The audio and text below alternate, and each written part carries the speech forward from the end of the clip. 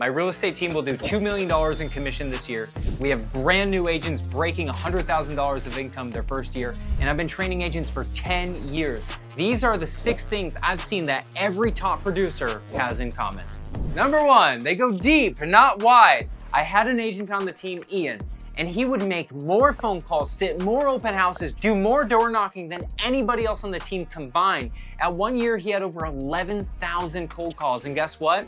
He was an average performer for his first few years. But I had another agent, Brittany. Instead of calling everybody, she would call 1, 2, or 3 leads all the time. I call it planting versus watering. The first agent would just plant seed. They would lead generate, but they would never follow up. Whereas the best agents, they would grab 5, 6, 10 leads at the very most, and they would work them and water them every single day until they bloomed into a tree. It's kind of like if you planted a seed in the ground and never watered it, it's not gonna become anything.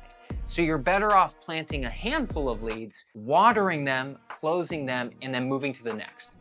Number 2, free leads. Did you know there are tons of companies that will just give you clients for a 25, 30, 35, 45% referral fee? You don't have to pay anything out of pocket. Here's all the ones I was able to put together here on screen. Look at this. And so sure, you have to give up a little commission, but you didn't have to pay anything out of pocket. And now you get to learn by doing and making sales, because you're gonna learn way better by doing it than just watching some video online. Number 3, this is the creme de la creme of lead generation. This is the best. The best agents don't post on social media, they engage. So I know this agent out of Texas, and here's what he does. He goes on Instagram and follows all of the hashtags related to his city. Austin gets weird, Austin city limits, all these things. And he'll find residents, people that live there, that are just posting using the hashtag. And it's not even related to real estate. So all day long, for 2 hours a day, here's what he does. He follows people, he likes them, and then he replies to their Instagram stories. So if they post the story about some restaurant, he'll be like, oh wow, where did you get those waffles? Those look delicious. And then what happens is that person on Instagram sees his account, his message, and then they go to his profile and they're like, oh, he's a real estate agent. And then after a couple months, they've been engaging with this person, they start to build a little bit of a relationship. They feel like they know him. And before you know it, you have a following of 5,000 people that are in your city, that know you're a real estate agent, that you've interacted with. Boom! Number 4, always tell the clients what you're doing for them. You need your clients to make them think that, oh my God, Devin is working his face off. You should be giving multiple updates every single day.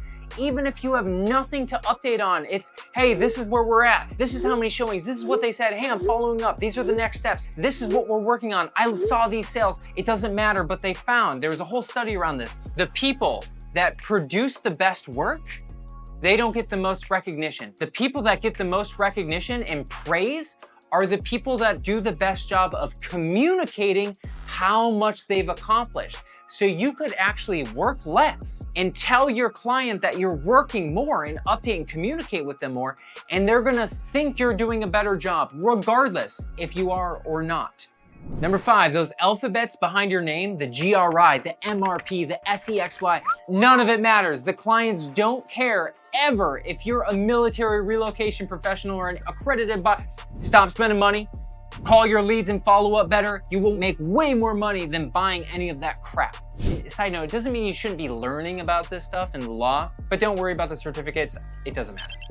Number 6, this is the most common. You gotta choose 2 lead sources, channels, and stick with them, because here's the mistake I see. An agent will start doing a little bit of door knocking, and then they do a little bit of open house, and then a little bit of social media, and then they want to make some expired calls, and they never get good at a single one of those, because real estate is a winner takes all. No buyer wants to work with the agent that hosted the second best open house they attended. The person that sits the best open house and has the flags and the balloons and the charcuterie boards and the music, all of it, that's who all 10 people looking at homes want to work with. They don't spread it out. And so when you only work with 1 or 2 lead source, you either become the best person at doing open houses, or the best person at going after expireds, or the best for sale by owner, or the best at social media. So you have to just focus on 1 or 2, SOI and social media, SOI and door knocking, but choose 2, and then get excellent and be so good at them where you're getting 5, 10, 20 sales a year from it, and then you can think about adding another.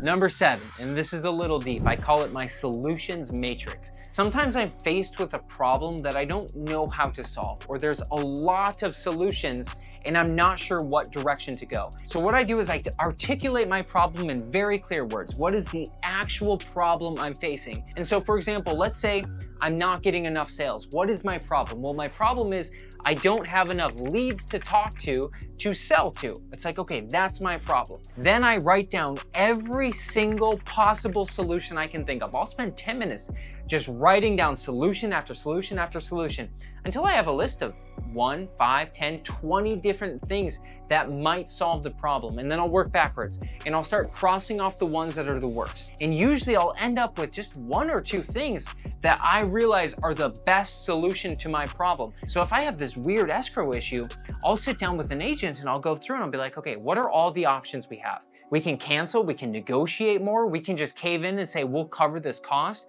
Maybe we can get a second opinion from another professional depending on what the problem is. So you want to figure out all these solutions.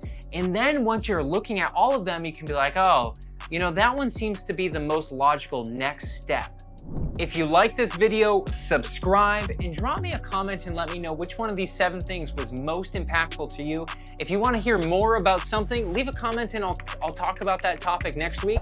And if you really want more access to me and to learn about how we're growing businesses and agencies so fast, join our Facebook channel. It's called Real Estate Accelerator.